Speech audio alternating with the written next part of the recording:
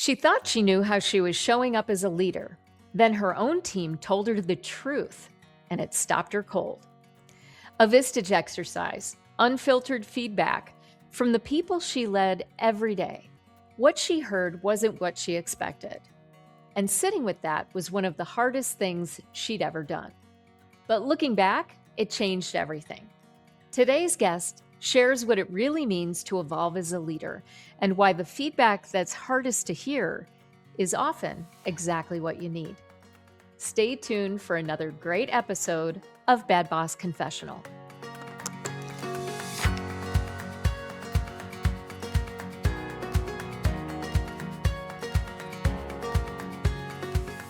Hi, I'm Beth Fahey, and welcome to Bad Boss Confessional. I've been a leader for over 30 years, and honestly, I've made plenty of mistakes along the way. The truth is, those mistakes taught me more about leadership than any success ever could. This podcast is where we get real about the moments we'd rather forget and find out why they're actually the ones worth remembering. Each week, I chat with leaders who aren't afraid to share their worst boss moments and what they learned from them. Because here's what I know: every great leader has a story they're not proud of. This is where we tell those stories. Before we dive into today's confession, I want to take a moment to thank the sponsors who make this show possible. Do you love running on EOS? Try Stredi, the EOS platform people love. Native integrations and extra features help you manage people, projects, process, and engagement. Connected to your favorite EOS tools and all in one place. You love EOS. It's time to love the platform you're running it on. Try Stredi free at stredi.com. That's STRETY.com. Stredi, the EOS platform people love. Let's be honest, hiring the right people is hard. That's why I love Titus Talent Strategies. Their whole person hiring approach helps you find and keep A players who align with your values, and they back it with an industry-leading guarantee. Best part? Titus Talent Strategies is included in the entrepreneurial toolkit for companies running on EOS. Check them out at titustalent.com/EOS. Today, I'm talking with someone who's lived both sides of the EOS journey. As a former CEO and integrator who actually implemented EOS in her own organization, and now as a certified EOS implementer guiding others through it. Shea Peffly brings over 25 years of executive leadership experience, and what sets her apart is something you can't teach. She has sat in the exact same seat as her clients. She knows what it costs and what it's worth. A small business monthly top business advisor, Wonder Woman Award recipient, Colby certified consultant, and certified Outgrow advisor, Shea's mission is to help leaders create meaningful impact by leading with clarity, building strong cultures, and living their best version of life and leadership. Today, she's here to share a story, one that stopped her in her tracks and ultimately changed the way she leads. Shea, welcome to Bad Boss Confessional. Thank you so much, Beth. How are you today? I'm good. I'm so glad to get you on the podcast. We've been talking about this for several weeks, and finally, the stars aligned and our calendars aligned, and we were able to make this happen. So I'm so glad to have you here today. Yeah. Thank you. Yeah. So I just read kind of a highlight reel of your past career before you became an EOS implementer. Would you mind providing a little bit more color on your experience? Like, what kind of business were you in? What was your business like? What did you do before you had your business? All of that stuff. Okay. Wow. Going back, I have to preface it by saying that my dad was a Marine sergeant.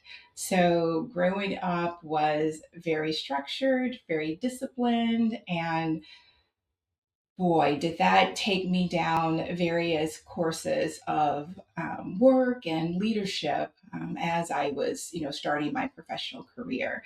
So that started as early as my husband and I owning our own recording studio It started as being in the construction industry for 14 years.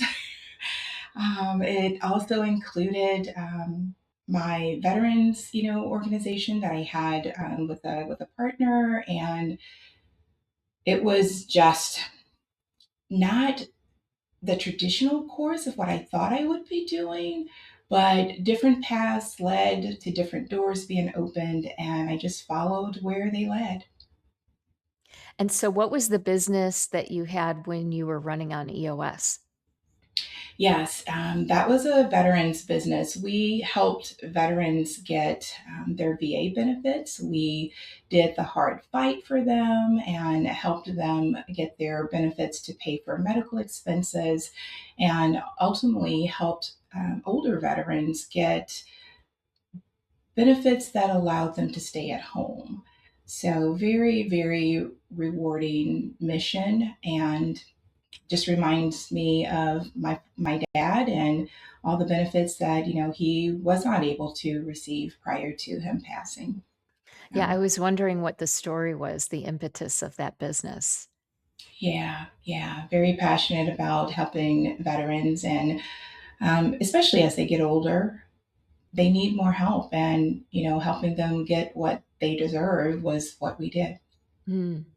Yeah, my father-in-law, absolutely needed all of those services when you know, his health started to decline, and so he was very much familiar with the veterans hospitals. He's buried in the veterans, graveyard and, or cemetery in Los Angeles, and so, yeah, absolutely. They gave a lot of things up and they sacrificed quite a bit, and, absolutely. So that's a great mission. Thank you, thank you. And how many people did you have in that organization?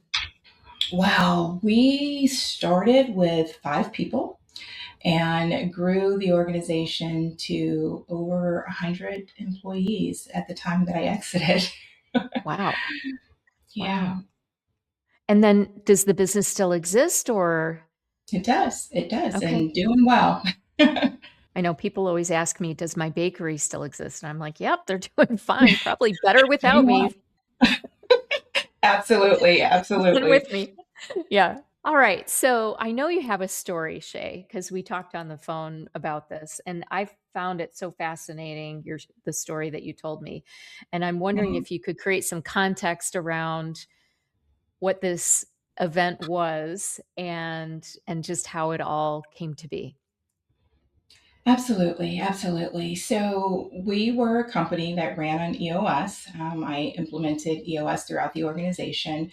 And one of the things that I was a part of was Vistage. And when you're in Vistage, you have to rotate hosting, meaning all of your peers get to come to your location and see your business and all of these things. And this happened to have been one time I was hosting, and we had had our meeting during the day. And then all of a sudden, our chair said, "Okay, so we're going to do something a little different. We're going to all break up and go to different parts of the facility, and you all get to talk to Shay's executive leadership team without Shay." And I was like, "What? What? You're going to do what?" They're like, "Yeah, this is going to be great. It's all about constructive feedback." I'm like, "Okay." So we all broke. I worked in my office for a little while, and they spoke to my executive leadership team. I believe at the time I had 7 or 8 leaders. They all divided up and spoke to them for over 40 minutes, Beth. Long time, long time. So after we all joined and ate lunch, I'm like nervous at this point. I'm like, well, I think I'm a good leader. I think I'm a good manager. This will be all right. It'll be great feedback. So I get to sit in the chair, and all I could do was listen and say thank you as they rotated around the room and gave me all of this feedback. And some of the feedback was like, Shay doesn't trust us. Some of the feedback was she asked too many questions. She's always got to poke her head in and understand what we're doing instead of letting us just do it. There was feedback like, why is she always asking all these questions? Does she not trust us that we can do it? And I'm like, wow. Yeah. I couldn't say anything, Beth. I just had to listen. Yeah, so your role, I'm sure because we've done exercises like this in EOS. Your role is to be an active listener, right? That's Just right. take it all in and just like, okay, and you're taking notes and you're writing things down, but of course your emotions are probably, all Yes, jacked up, and you were probably hearing half of the things, that's right? true. That's true. And I started reflecting immediately. So they probably said more things that I can't recall right this moment because I was reflecting. I'm like, when was I not listening? When do I ask to be? So Yeah. I'm analyzing, all of this activity that I, have with my executive leaders and trying to pay attention. And honestly, my feelings were hurt. I, Mm. if I'm honest, my feelings were hurt because, I thought I was leading by example. There was not anything I wouldn't ask of them that I wouldn't get in and do myself. Mm. All of the things that we're taught to do. And Yeah. I'm like, what did I do to make them think that I didn't trust them? And it's so interesting, right? There's a phrase that I heard, I guess I was in fact, I think it was one of my bakers that said this. And she was a very quiet person, but had a lot of deep things to say Hmm. on occasion. And one of the phrases that she would always say is your perception is your reality.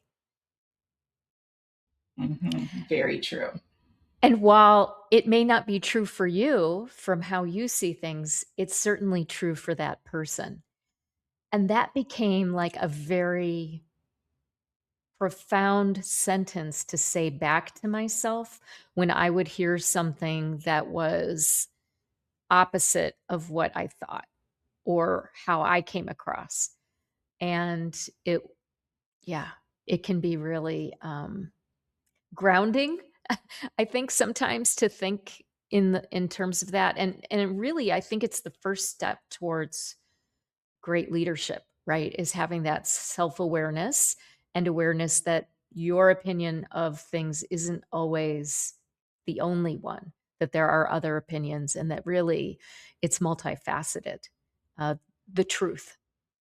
That's right. That's right. I recall my peers asking me, Shay, are you surprised by this feedback? And I said, yes, I am very surprised by this feedback. Some of it I was not, because, we do know ourselves, but I was surprised by much of it. And as you mentioned, the self awareness that surfaced right then and there, real time, was felt. Emotionally, physically, it was felt throughout my body because I cared so deeply about my executive leaders. I only wanted the best for them. I only wanted to help them. I had great intentions of asking those questions. I had great intentions of around, helping them. And it was a humbling moment, but a pivotal moment in my career. Yeah. So I'm so curious what you did with that feedback. Well, I had to have my pity party for a second, honestly. A little bit of a pity party. I had to say, okay, this is feedback. I understand the reason this exercise is valuable and it's here to teach me something, but my feelings are hurt and I needed to sit in that for a moment. So I did. I did. And after coming back, I said, okay, if this is the feedback, I really need to have some meetings with my leaders and just get clarity for one and understand it better. And I had a choice to make. I could either continue the way I had prior to receiving this feedback, or I could lean in and understand it better and improve the engagement and relationships that I had with my leaders. So that's what I chose to do. I think it's so interesting that you came to that conclusion because I think when I teach the Great Boss workshops and we talk Mhm. about that pivotal moment, and the reason, quite honestly, many of the people are attending a Great Boss workshop because there was an event. There was Mhm. something that happened, and either they made the choice, hopefully they made the choice to come to the workshop, not Yeah. their bosses made the choice for them. For them. Yeah, that we call those POWs, prisoners of the workshop. They don't they Oh. don't necessarily wanna be there, um, but back to my point about this, that I think all of us as leaders have these moments where it's just a big epiphany around how you're showing up, how your behavior is affecting other people, and it's this kind of like explosion of self-awareness that you just kind of go, "Oh, I'm the problem," or Exactly. I'm at least perceived to be the problem, right? So figuring out what to do next involves a choice. And that choice is I want to get better. I don't want to live with this. I don't want to cling to righteousness. There's something here the universe is trying to tell me. That's right. That's right. That's right. And I wanted to understand that. I wanted to understand that because I genuinely cared about, their feedback. I was curious as far as why I hadn't received that feedback, from them prior to receiving it from my peers. And I even got clarity around that.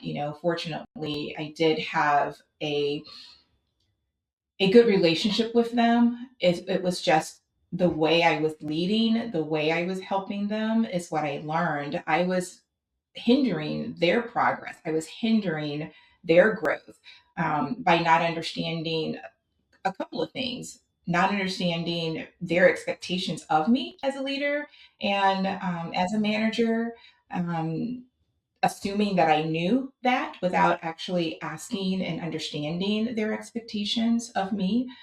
And the other thing is, I should have asked the question, how do you learn best? How do you need my help? I'm available to you as a resource.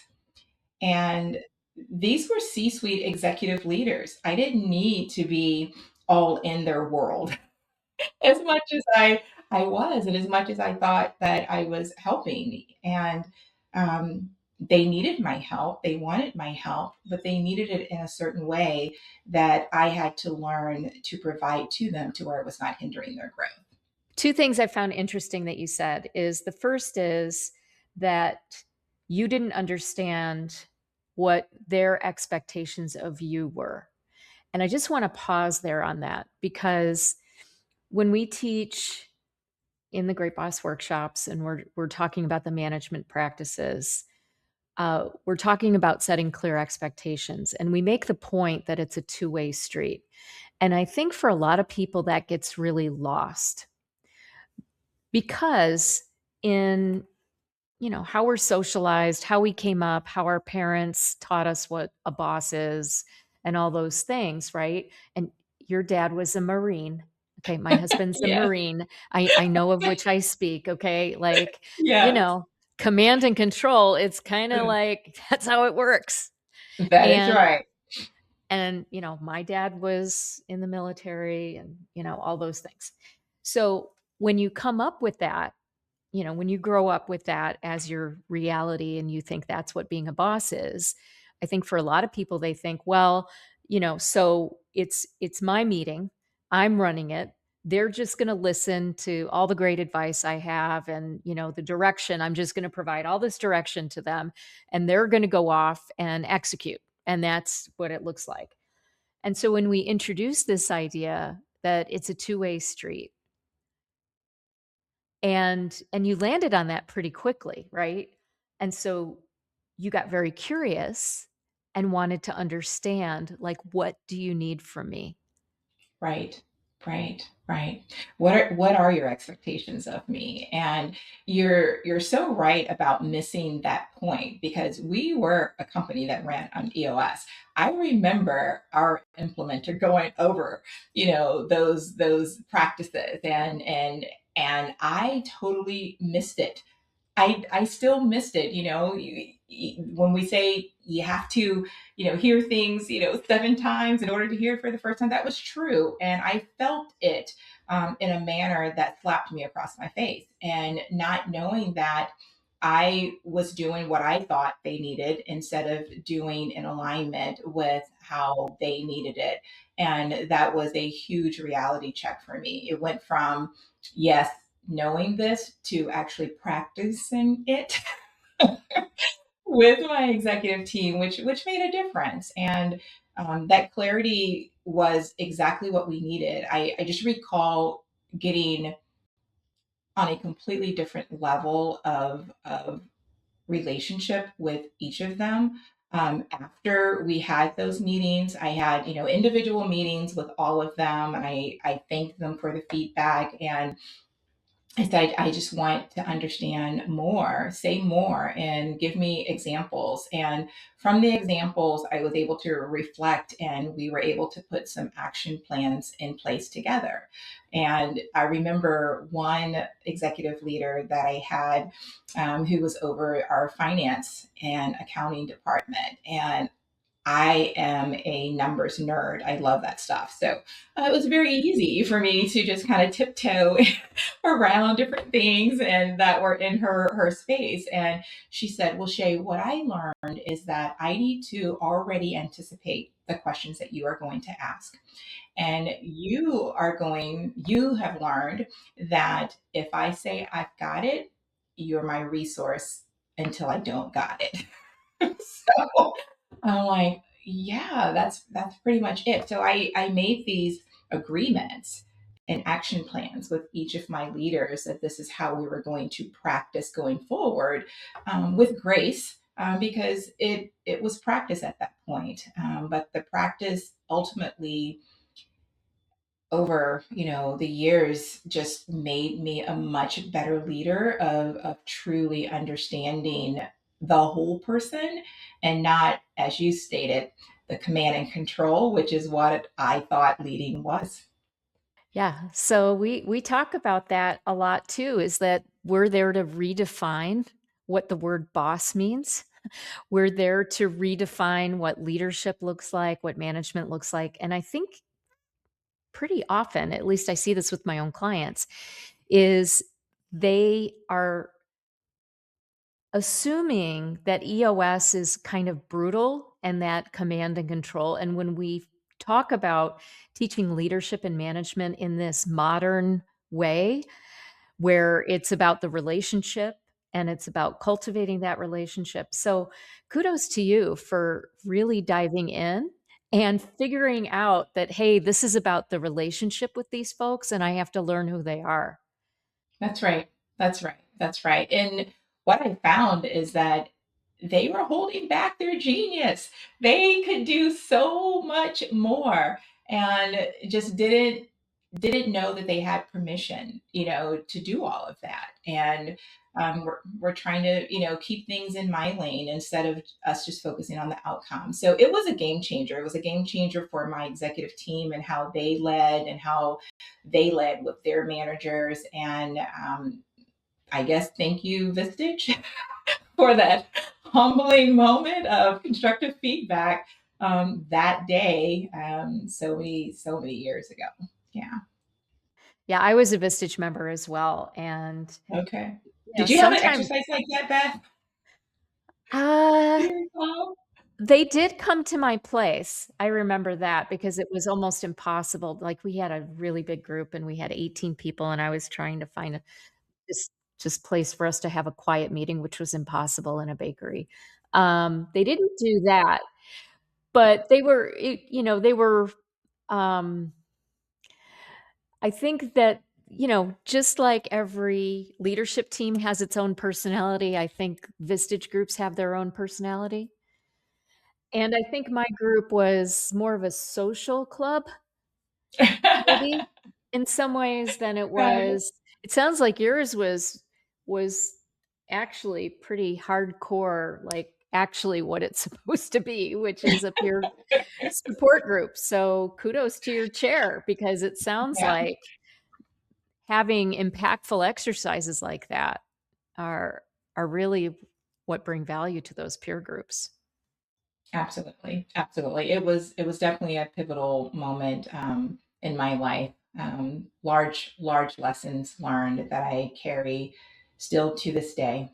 Yeah, I So, say, the joke I always had was, I went to film school, so I joined Vistage so I could get essentially my MBA because I didn't know what I was doing. Just like most entrepreneurs, you don't know what you're doing. You're flying by the seat of your pants. You're trying to figure out. You're reading every book that you can, and peer groups can be super helpful. So, like Vistage, EO, YPO. So, for those of you that are just hearing about peer groups for the first time, super valuable. And they can really elevate your leadership and um, ev- evolve you as a company. that's right. That's right. And I'm still really close friends with many of the members that were in my group. And, sometimes when we'll meet up, for lunch or things like that, we're like, do you remember that time? I'm like, boy, do I. Yes, I do. Do you think it ultimately led to your changing careers and the trajectory that you're currently on?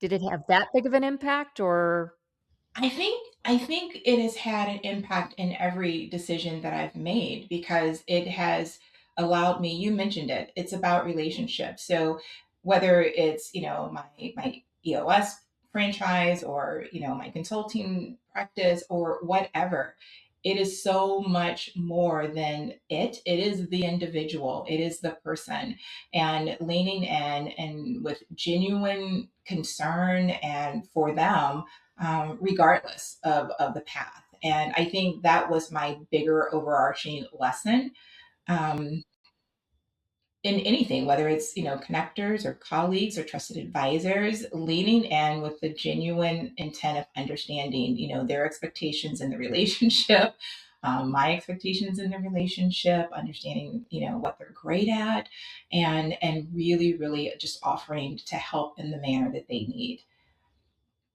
That's in every relationship I've had since that pivotal moment. wow, thank you so much for sharing that story. I think our listeners will definitely resonate with that. Anybody that's received tough feedback can probably replay that for themselves in their own brain, but maybe now they'll look at it with a different lens. Absolutely, absolutely. Tough love, it's always not easy to give it. It's not easy to receive it, but lesson, you have a choice on what you do with it. Wow, so great. All right, so I'm going to ask you a question, Shay, that I ask all of my guests. Uh, and this is a question really for us to get to know who you are on a deeper level. And so I always ask my guests if you were to get a tattoo that reminded you either of the story you just told or a tattoo that you've considered getting or would get given the right circumstances, what would that tattoo be and where would it be located? Well, true story here. I do have a tattoo. It is located right here on my chest. It is a tattoo of a heart. And that heart reminds me every single day to lead with love. And that happened after that experience. And that's my constant reminder. So that's a awesome question. I had no idea you were going to ask that, but I can relate to it. I can relate to it personally. Oh, a great story to share. Thanks for sharing that piece of yourself. And I mean, could that have been written better for for this podcast? I'm not sure. So thank you for playing along. I appreciate that. Oh, that's so great. Shay, I love you personally, as you know, and I've loved this conversation. It's going to help a lot of people. So thank you so much. And I know that I'll see you soon at some EOS event. Are you going to the conference? Are you going to the I conference? am. Okay, I I'm going am. to see you. I'm going to find you at the conference, which is Okay. among 2,000 people, but I will find you. Give you a big hug and give you a big hug.